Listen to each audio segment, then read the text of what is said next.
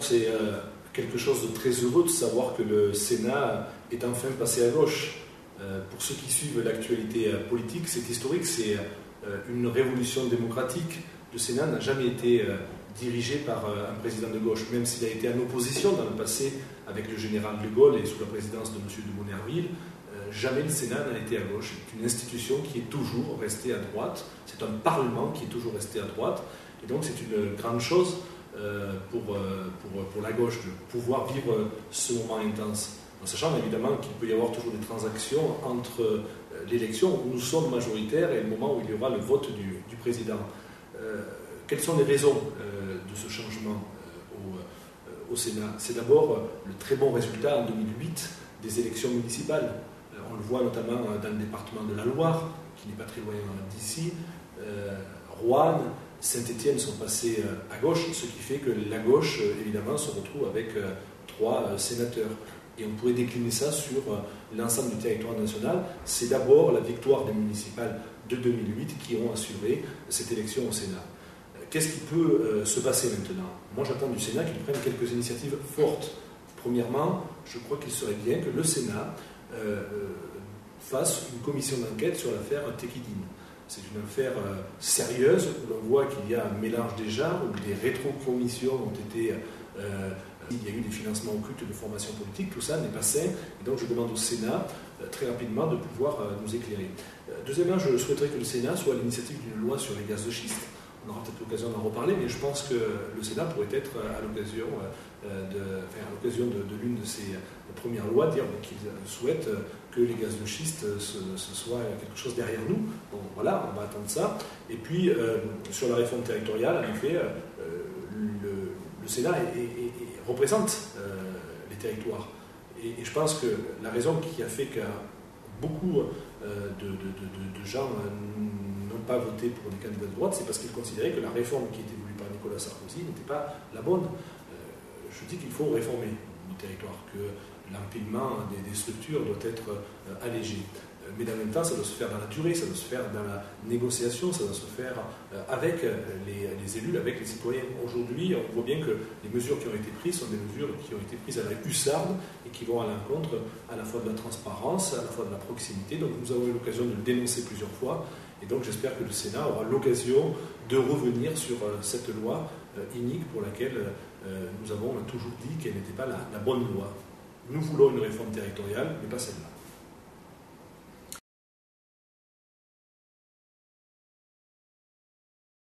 Aujourd'hui que ces associations qui interviennent sur le territoire, souvent composées de bénévoles qui donnent beaucoup de leur temps, il y a les restaurants du cœur, mais il y a aussi la banque alimentaire, et puis il y a toutes ces associations caritatives, humanitaires qui interviennent pour les plus démunis, sont dans une situation incroyable.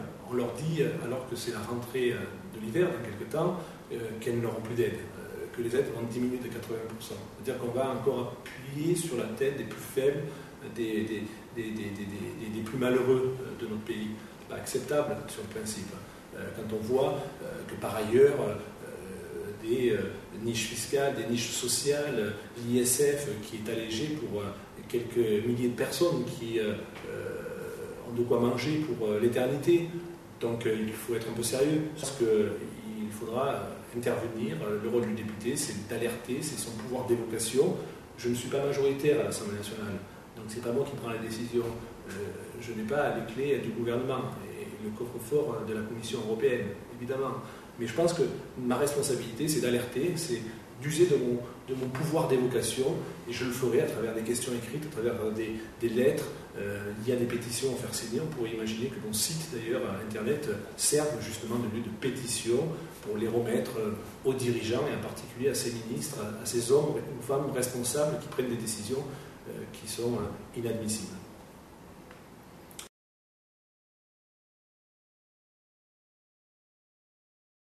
Avec un certain nombre de mes collègues parlementaires de gauche, déposé un texte de loi le 14 juillet dernier qui vise à revoir le texte de loi sur les gaz de schiste. Parce que nous considérons en effet que le texte tel qu'il a été proposé n'est pas le bon.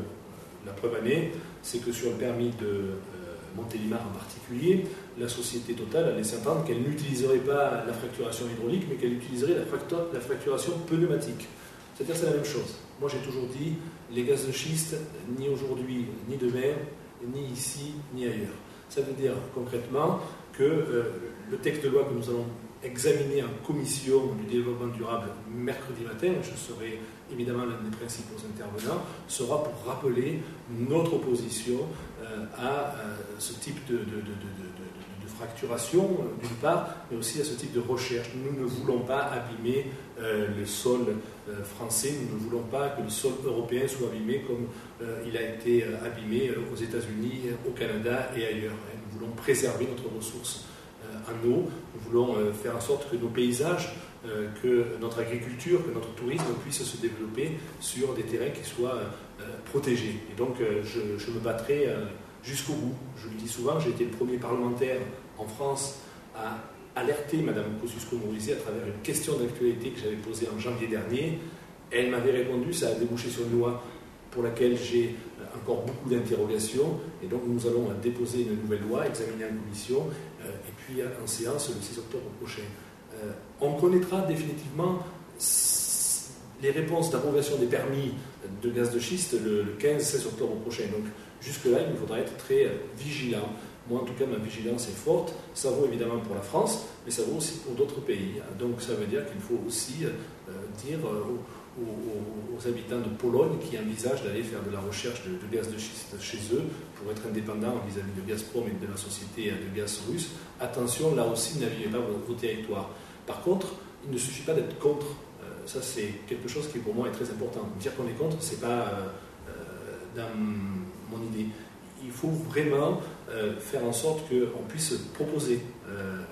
Et donc, les états généraux que je vais organiser au département de l'Ardèche sur les énergies, c'est poser le principe d'abord de la sobriété énergétique, c'est poser le principe d'une maîtrise de nos dépenses énergétiques, c'est poser le principe aujourd'hui d'énergie alternative, c'est poser le principe vraisemblablement aussi à moyen terme de la transition énergétique et du nucléaire. Mais tout ça, il faut que ce soit exposé devant les citoyens, parce qu'on ne peut pas prendre des décisions nous seulement entre responsables politiques et économiques.